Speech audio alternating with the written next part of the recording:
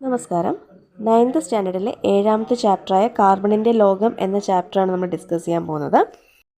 നിങ്ങൾക്ക് ഏറ്റവും പരിചിതമായതും ഒട്ടേറെ സവിശേഷതകളുള്ളതുമായ ഒരു മൂലകമാണ് കാർബൺ. ഭക്ഷണ പദാർത്ഥങ്ങൾ, വസ്ത്രങ്ങൾ, എണ്ണകൾ, സോപ്പ്, സൗന്ദര്യവർദ്ധക വസ്തുക്കൾ, ഇന്ധനങ്ങൾ, ഔഷധങ്ങൾ, സസ്യജന്തു ശരീരം, പെയിൻറ്റുകൾ, റബ്ബർ, പേപ്പർ, പ്ലാസ്റ്റിക് എന്നിവയെല്ലാം പ്രധാനമായും കാർബൺ സംയുക്തങ്ങളാണ്. പ്രകൃതിയിലെ കാർബൺ സാന്നിധ്യം. പ്രകൃതിയിൽ മൂലകാവസ്ഥയിലും സംയുക്ത രൂപത്തിലും കാണപ്പെടുന്ന ഒരു മൂലകമാണ് കാർബൺ. പദാർത്ഥങ്ങളിൽ കാർബൺ സംയുക്തങ്ങൾ അടങ്ങിയിരിക്കുന്നതുകൊണ്ടാണ് അവയുടെ ജ്വലനശേഷം കരി അവശേഷിക്കുന്നത്. വസ്തുക്കൾ കത്തുമ്പോൾ കറുത്ത പുക ഉണ്ടാകാനുള്ള കാരണവും അവയിലെ കാർബണിൻ്റെ സാന്നിധ്യമാണ്. അനുദിനം പുതിയ കാർബൺ സംയുക്തങ്ങൾ കണ്ടുപിടിക്കപ്പെടുകയോ നിർമ്മിക്കപ്പെടുകയോ ചെയ്യുന്നുണ്ട്. മറ്റു മൂലകങ്ങൾ ഉണ്ടാക്കുന്ന സംയുക്തങ്ങളെല്ലാം ചേർന്നാലും കാർബൺ സംയുക്തങ്ങളുടെ 10-1 പോലും വരില്ല. ഇത്രയേറെ സംയുക്തങ്ങൾ ഉണ്ടാക്കാൻ കഴിയുന്ന കാർബണിനെ കുറിച്ച് നമുക്ക് കൂടുതൽ പരിചയപ്പെടാം. പീരിയോഡിക് ടേബിളിൽ കാർബണിൻ്റെ പൊസിഷൻ നമുക്ക് ഫെമിലിയർ ആണല്ലേ. അത് പി ബ്ലോക്ക് എലമെൻ്റ് ആണ്. അതായത് പീരിയോഡിക് ടേബിളിൻ്റെ വലതുവശത്ത് വരുന്നതാണ്. അതിൻ്റെ ഗ്രൂപ്പ് എന്ന് പറയുന്നത് 14ാമത്തെ ഗ്രൂപ്പിൽ വരുന്നതാണ് കാർബൺ. കാർബണിൻ്റെ പ്രതീകം C ആണ്. Atomic number 6. അപ്പം ഓർത്ത് വയ്ക്കാനുള്ള എളുപ്പമാർഗം എന്ന് പറഞ്ഞാൽ C ഉള്ളിലേക്ക് ചുറ്റിക്കെട്ടുമ്പോഴല്ലേ 6 ആവുക. അപ്പോൾ അങ്ങനെ ഓർത്താൽ എളുപ്പമായിരിക്കും. ഇലക്ട്രോൺ വിന്യാസം 2, 4. നമുക്കറിയാം ആറ്റോമിക് നമ്പർ 6 ആകുമ്പോഴത്തേക്ക് ഇലക്ട്രോൺ വിന്യാസം ആദ്യത്തെ ഷെല്ലിൽ മാക്സിമം 2 ഇലക്ട്രോണും രണ്ടാമത്തെ ഷെല്ലിൽ മാക്സിമം 8 ഇലക്ട്രോൺ പറ്റുമെങ്കിലും നമുക്കിവിടെ 4 എണ്ണേ ഉള്ളൂ. അപ്പോൾ ഇലക്ട്രോൺ വിന്യാസം 2, 4. ഇനി ബാഹ്യതമ ഷെല്ലിലെ ഇലക്ട്രോണുകളുടെ എണ്ണം അതും 4 സംയോജകത 4 തന്നെ. ലോഹമാണോ അലോഹമാണോ? പീരിയോഡിക് ടേബിളിൽ വലതുവശത്ത് വരുന്നതല്ലേ, പി ബ്ലോക്ക് എലമെൻ്റ് അല്ലേ, അത് അലോഹമാണ്. അടുത്ത ഭാഗമാണ് കാർബൺ രൂപാന്തരങ്ങൾ അഥവാ അലോട്രോപ്സ് ഓഫ് കാർബൺ. ഒരേ രാസഗുണത്തോടും വ്യത്യസ്ത ഭൗതിക ഗുണത്തോടും കൂടിയ ഒരു മൂലകത്തിൻ്റെ തന്നെ വിവിധ രൂപങ്ങളെ രൂപാന്തരങ്ങൾ എന്നും ഈ പ്രതിഭാസത്തെ രൂപാന്തരത്വം എന്നും പറയുന്നു.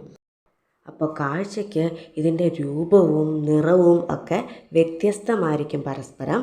പക്ഷേ ഇതിലെല്ലാം അടങ്ങിയിരിക്കുന്ന അടിസ്ഥാന ഘടകം എന്ന് പറയുന്നത് കാർബൺ എലമെൻ്റ് തന്നെയാണ്.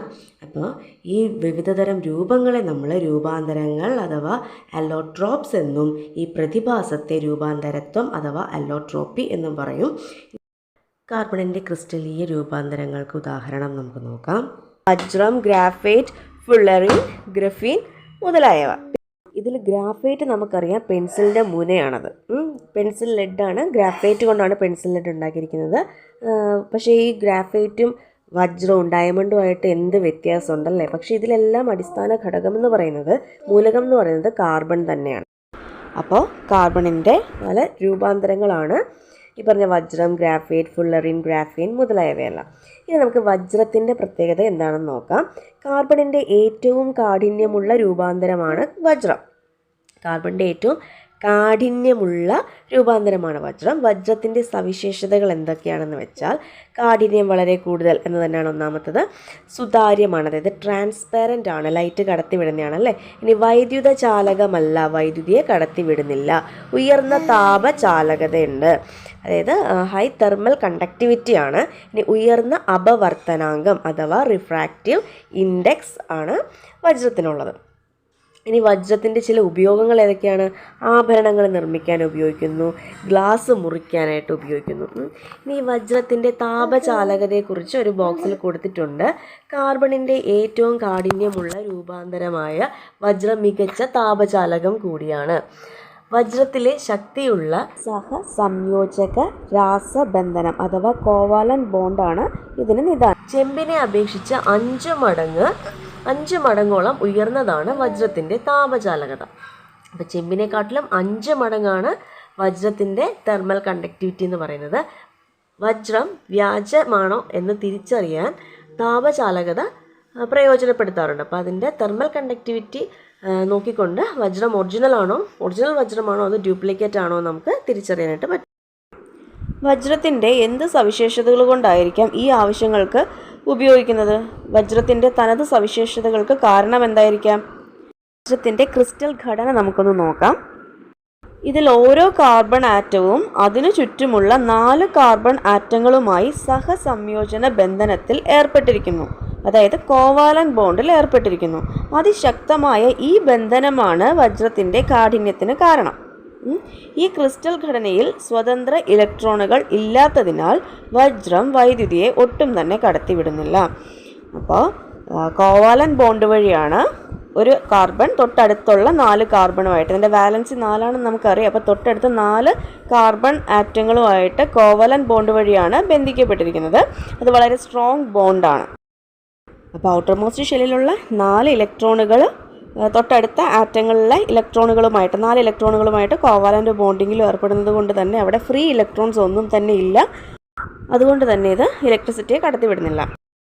നിറമുള്ള വജ്രകൾ എന്നൊരു ബോക്സ് കൊടുത്തിട്ടുണ്ട്. രാസപരവും ഘടനാപരവുമായി ശുദ്ധിയുള്ള വജ്രം സുതാര്യവും നിറമില്ലാത്തതുമായിരിക്കും. ഇപ്പോൾ രാസപരമായും ഘടനാപരവുമായി ശുദ്ധിയുള്ള വജ്രം സുതാര്യവും നിറമില്ലാത്തതുമായിരിക്കും. ശുദ്ധിയുള്ള വജ്രത്തിന് നിറമുണ്ടാവില്ല. ഓക്കെ, സുതാര്യവുമായിരിക്കും. ചില മൂലകങ്ങളുടെ സാന്നിധ്യം വജ്രത്തിന് നിറം പകരുന്നു. ഉദാഹരണത്തിന് ബോറോണിൻ്റെ സാന്നിധ്യം വജ്രത്തിന് നീല നിറവും നൈട്രജൻ്റെ സാന്നിധ്യം മഞ്ഞ നിറവും നൽകുന്നു. വജ്രത്തിന് അപവർത്തനാങ്കം വളരെ കൂടുതലാണ്, അതായത് റിഫ്രാക്റ്റീവ് ഇൻഡെക്സ്. ചില പ്രത്യേക ആകൃതികളിൽ മുറിച്ചെടുത്താൽ വജ്രത്തിനുള്ളിൽ കടക്കുന്ന പ്രകാശകിരണങ്ങൾ പൂർണ്ണാന്തര പ്രതിഫലനത്തിന്, അതായത് ടോട്ടൽ ഇന്റേണൽ റിഫ്ലക്ഷന് വിധേയമായി അവയിലെ ഘടകവർണ്ണങ്ങൾ വേർപിരിയുന്നു. ഇതാണ് വജ്രത്തിൻ്റെ ആകർഷണീയതയ്ക്ക് കാരണം. അപ്പോൾ വജ്രത്തെ ഒരു പ്രത്യേക ആകൃതിയിൽ മുറിച്ചെടുക്കുമ്പോഴാണ് ആ ടോട്ടൽ ഇന്റേണൽ റിഫ്ലക്ഷൻ അതിൽ നടക്കുന്നത്. നെക്സ്റ്റ് ഗ്രാഫൈറ്റ് ആണ്. കാർബണിൻ്റെ ഏറ്റവും മൃദുവായ ക്രിസ്റ്റലീയ രൂപാന്തരമാണ് ഗ്രാഫൈറ്റ്. അപ്പോൾ കാർബണിൻ്റെ ഏറ്റവും മൃദുവായ ക്രിസ്റ്റലീയ രൂപാന്തരമാണ് ഗ്രാഫൈറ്റ്. ഗ്രാഫൈറ്റിൻ്റെ സവിശേഷതകൾ നോക്കാം. മൃദുവും തെന്നി മാറുന്നതുമാണ്, അതായത് സോഫ്റ്റ് ആൻഡ് സ്ലിപ്പറി എന്ന് പറയും.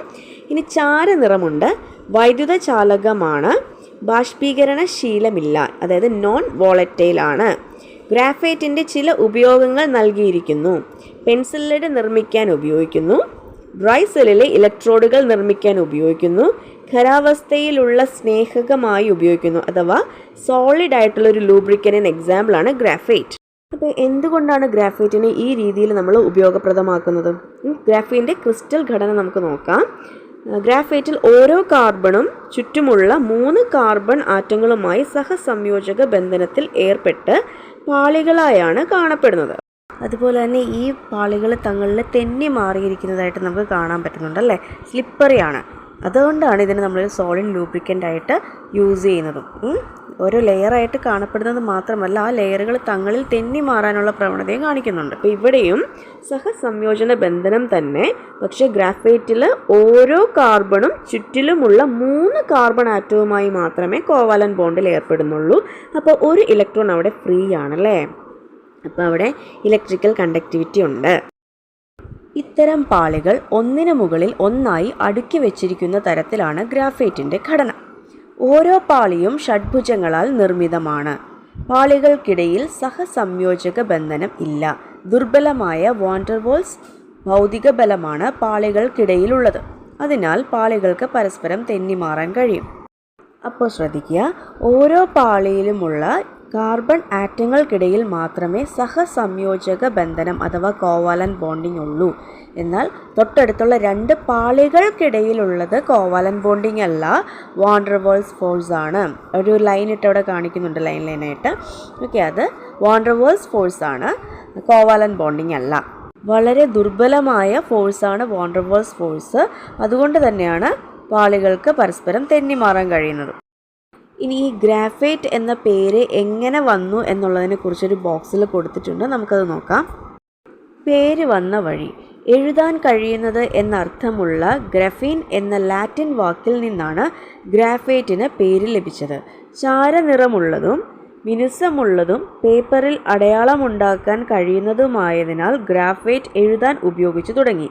ആദ്യകാലങ്ങളിൽ ഗ്രാഫൈറ്റിനെ ലെഡായി തെറ്റിദ്ധരിച്ചിരുന്നു. അതിനാലാണ് ഗ്രാഫൈറ്റ് പെൻസിലിന് ലെഡ് പെൻസിൽ എന്ന പേരുണ്ടായത്. അപ്പോൾ കാർബണിൻ്റെ 2 ക്രിസ്റ്റലീയ രൂപാന്തരങ്ങളായ ഡയമണ്ടും ഗ്രാഫൈറ്റുമാണ് ഈ ക്ലാസ്സിൽ നമ്മൾ ഡിസ്കസ് ചെയ്തത്. നെക്സ്റ്റ് ക്ലാസ്സിൽ നമുക്ക് മറ്റ് 2 രൂപാന്തരങ്ങളെക്കുറിച്ച് പഠിക്കാം. ക്ലാസ് ഇഷ്ടപ്പെട്ടെങ്കിൽ സപ്പോർട്ട് ചെയ്യുക. താങ്ക്